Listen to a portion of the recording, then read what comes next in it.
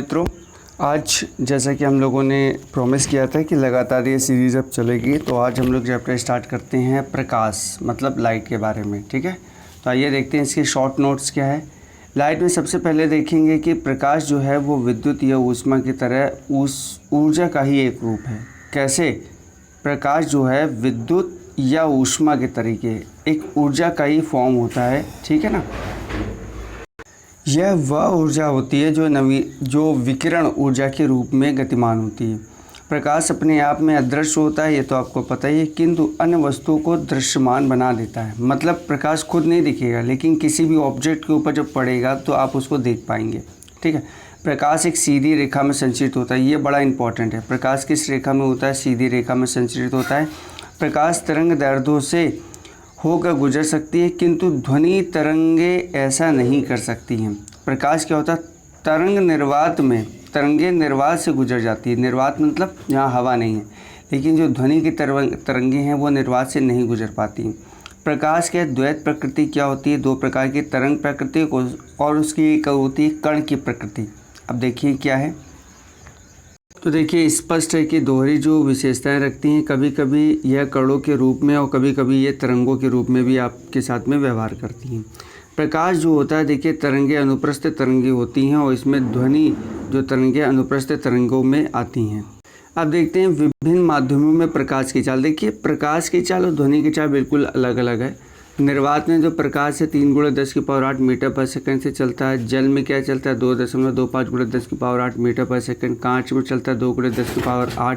हीरे में चलता है 1.24 × 10⁸। ठीक है ना। ये याद रखने वाली चीज़ें बहुत इंपॉर्टेंट है। स्पष्ट है कि भिन्न भिन्न माध्यमों में प्रकाश की जो चाल होती है वो अलग अलग होती है। प्रकाश की चाल सबसे अधिक होती है निर्वात में। हमेशा निर्वात में बहुत तेज़ होती है, लेकिन ध्वनि जो होती है ना वो निर्वात में नहीं चल पाती। जिस माध्यम का अपवर्तनांक जितना अधिक होता है उसमें प्रकाश की चाल उतनी ही क्या होगी? कम होगी। यदि किसी माध्यम का अपवर्तनांक है वो म्यू है और उस माध्यम में प्रकाश की चाल यू है तथा निर्वात में प्रकाश की चाल सी हो, तो यू इज इक्वल टू होता है C/μ। स्पष्ट है कि अपवर्तनांक में प्रकाश के वेग के माध्यम और प्रकाश के वेग के अनुपात के माध्यम का अपवर्तनांक होता है। पानी का जो अपवर्तनांक है वो 1.33 है। कांच का जो अपवर्तनांक है 1.55 है। अपवर्तनांक को समानता जो होता है वो ग्रीक भाषा में म्यू से प्रदर्शित किया जाता है। ठीक है ना, इस बात को समझने वाली बात है। म्यू से प्रदर्शित किया जाता है क्योंकि जो प्रकाश का वेग है वो निर्वात में अधिकतम होता है प्रकाश का वेग। अतः किसी माध्यम का निर्वात के सापेक्ष अपवर्तनांक सदैव 1 से अधिक होगा। माध्यम जितना ही अधिक सघन होगा उसमें प्रकाश का वेग उतना ही ज़्यादा क्या होगा? कम होगा। अब आते हैं प्रकाश के अपवर्तन के बारे में, जिसको बोलते हैं रिफ्रैक्शन ऑफ लाइट। एक समांग माध्यम में प्रकाश किरण जो होती है वो सीधी रेखा में चलती है, परंतु जब प्रकाश की किरणें एक पारदर्शी माध्यम से दूसरे पारदर्शी माध्यम में प्रवेश करती हैं तो अपने मूल पथ से विचलित हो जाती हैं और इस घटना को प्रकाश का अपवर्तन बोलते हैं। पहले माध्यम में चलने वाली किरणों को आपातित किरण तथा दूसरे माध्यम में चलने वाली किरणों को अपवर्तित किरण भी बोला जाता है। एक समांग माध्यम में प्रकाश किरण जो होता है वो सीधी रेखा में चलता है। ठीक है ना, परंतु जब प्रकाश की किरण एक पारदर्शी माध्यम से दूसरे पारदर्शी माध्यम में प्रवेश करती हैं तो वो अपने मूल पथ से विचलित हो जाती है। कहने का मतलब ये देखिए, ये सघन माध्यम है, ये विरल माध्यम है। जब भी कोई भी किरण अविलंब की हो जाती है तो वो थोड़ा सा क्या होती है? झुक जाती है, हालांकि उसको ऐसे जाना चाहिए। ठीक है ना, तो यही बात यहाँ पे बोली जा रही है।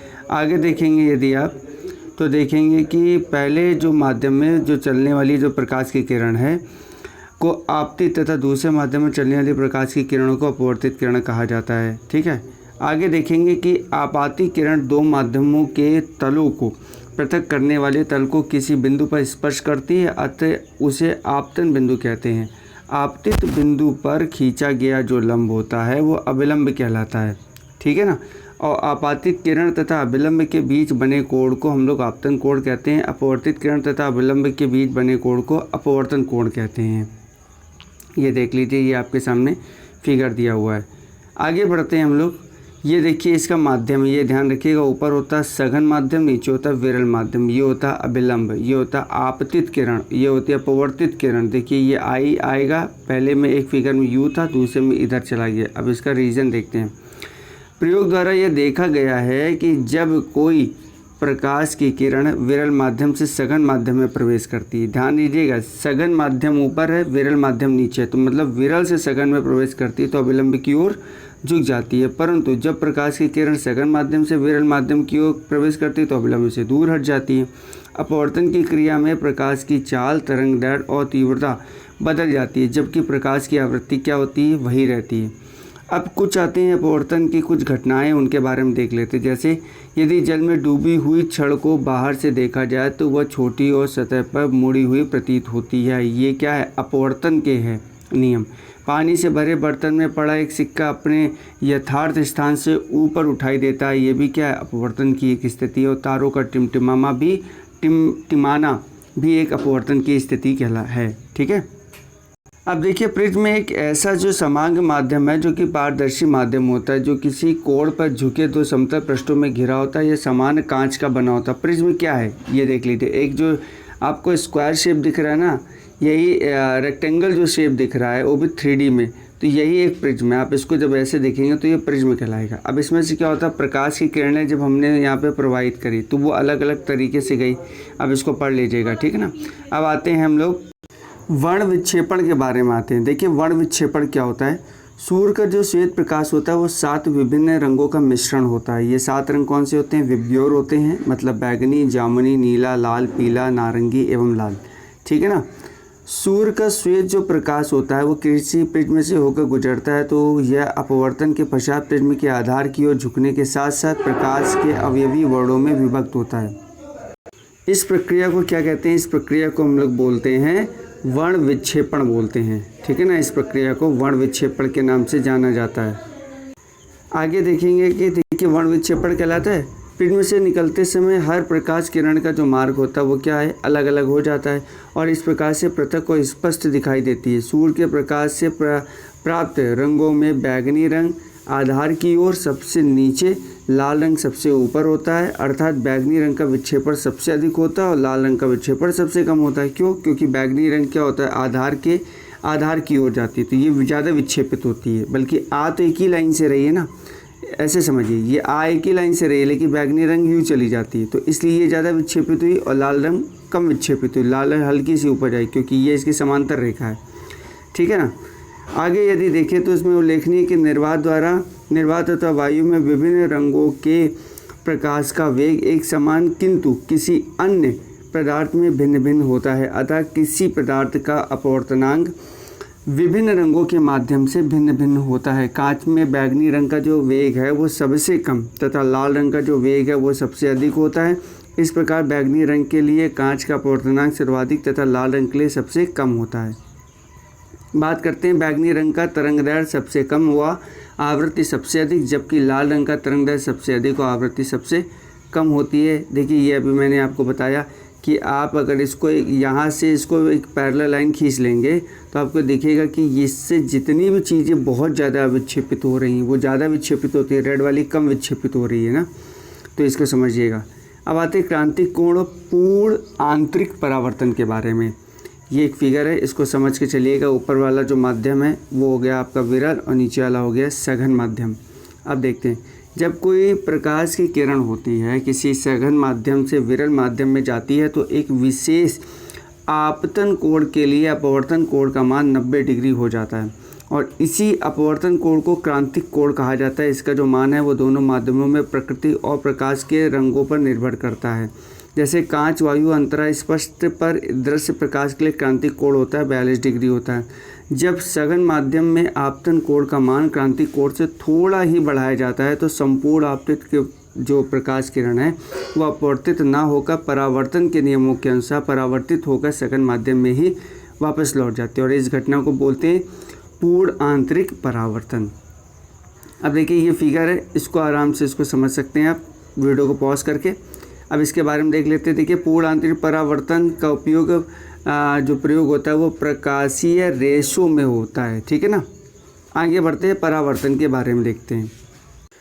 देखिए, प्रकाश के बारे में देखेंगे, परावर्तन के बारे में। ठीक है ना। प्रकाश जब किसी वस्तु पर पड़ती है, सीधी सी बात है, तो वो अवशोषित, संचारित या परावर्तित हो जाती है।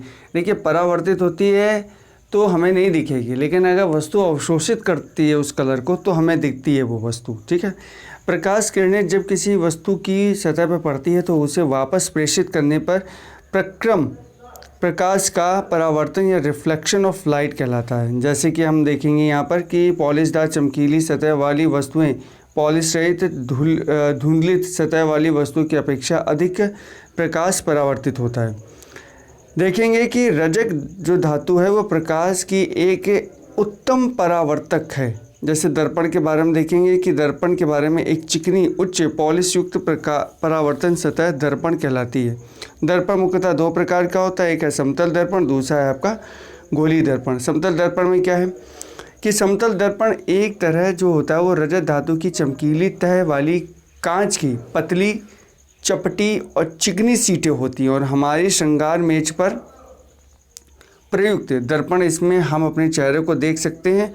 तथा एक समतल दर्पण होता है। समतल दर्पण द्वारा बना हमारे चेहरे का प्रतिबिंब पर्दे पर प्राप्त नहीं किया जा सकता है, उसे केवल दर्पण में अवलोकन करके ही देखा जा सकता है। इसलिए समतल दर्पण पर हमारे चेहरे का प्रतिबिंब आभासी प्रतिबिंब का एक उदाहरण है। आभासी प्रतिबिंब काल्पनिक या अवास्तविक प्रतिबिंब भी कहलाता है। स्पष्ट है कि समतल दर्पण द्वारा बने प्रतिबिंब को की प्रकृति जो होती है वह आभासी एवं सीधी होती है। समतल दर्पण द्वारा बने प्रतिबिंब का आकार जो होता है वस्तु के आकार पर डिपेंड करता है। समतल दर्पण से बना कोई वस्तु का जो प्रतिबिंब होता है वो दर्पण के पीछे उतनी ही दूरी पर बनता है जितनी दूरी पर वस्तु दर्पण के सामने रखी जाती है। दूसरे शब्दों में कहें तो प्रतिबिंब और वस्तु समतल दर्पण में से बराबर दूरी पर होती है, परंतु वे समतल दर्पण के विपरीत सतह पर होती है। समतल दर्पण पर बने प्रतिबिंब में पार्श्व उत्क्रमण होता है, अर्थात दर्पण के सामने खड़ा जो व्यक्ति है यदि अपना बायां हाथ उठाता है तो प्रतिबिंब में उसका दायां हाथ वो दिखाई देता है। देखिए ये सिर्फ कंडीशन होती है राइट और लेफ्ट में, बाकी ऊपर और नीचे की जो सारी चीज़ें वो सेम रहती हैं, ये ध्यान रखिएगा। ठीक है ना, मिरर इमेज जो आपने रीजनिंग में पढ़ा होगा तो वहाँ पे भी ये कॉन्सेप्ट आपको देखने को मिलेगा। अब आते हैं हम लोग गोलीय दर्पण के बारे में। क्या है गोलीय दर्पण, इसके बारे में समझते हैं। गोलीय दर्पण वो दर्पण होता है जिसकी परावर्तन सतह जो होती है वो कांच के खोखले गोले को काटा गया भाग होता है। गोलीय दर्पण दो प्रकार का होता है, एक है अवतल दर्पण, दूसरा है उत्तल दर्पण। अवतल दर्पण देखेंगे तो वह गोलीय दर्पण जिसमें प्रकाश का परावर्तन अवतल सतह अथवा अंदर की ओर मुड़ी होती है वो कहलाता है अवतल दर्पण। जैसे ये वाला आप समझ पा रहे होंगे, जो आपका यू कर्व शीशे आते हैं वो कहलाते हैं आपके अवतल दर्पण, जो बाहर से निकले होते हैं। पेंट यहाँ कर दीजिए आप, और अंदर से जब प्रकाश डालेंगे तो आपको चीज़ें दिखाई देंगी, क्योंकि बाहर प्रकाश में जा नहीं पाता है।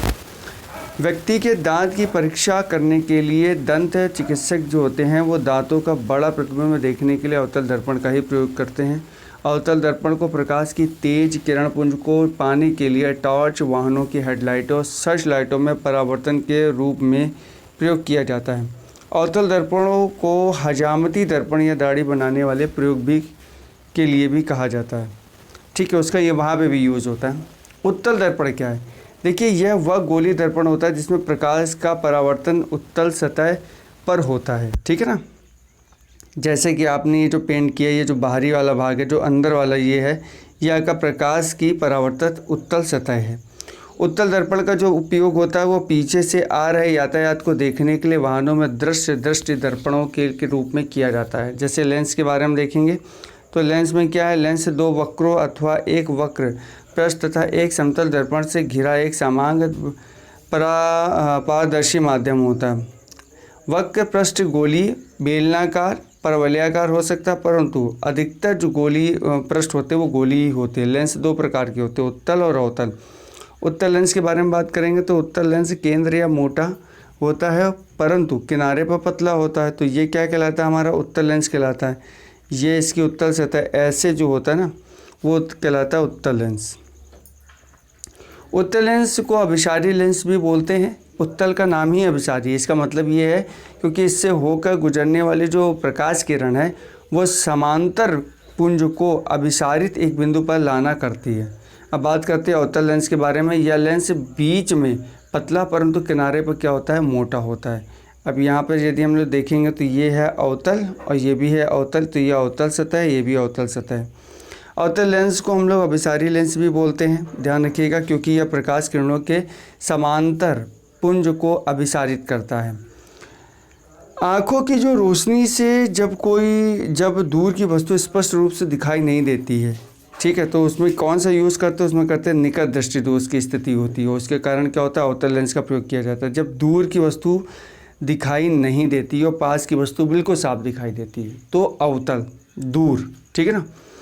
और जब भी कभी आप नज़दीक की वस्तुओं को साफ नहीं देख पाते, दूर की वस्तुओं को साफ देख पाते तो उत्तल। ऐसे समझ लीजिए, जो जितनी दूर उसका नाम उतना बड़ा, ठीक है, अवतल। बहुत कंफ्यूजन होता है। और जो जितनी पास उसका नाम उतना छोटा, तो ये हो गया आपका उत्तल। तो बस आज का वीडियो यहीं तक रखते हैं। नेक्स्ट वीडियो में हम लोग करेंगे इससे रिलेटेड जितने भी क्वेश्चन आंसर्स हैं। तो thanks a lot, keep watching, God bless you all. और हाँ, टेलीग्राम चैनल को ज़रूर ज्वाइन करिएगा।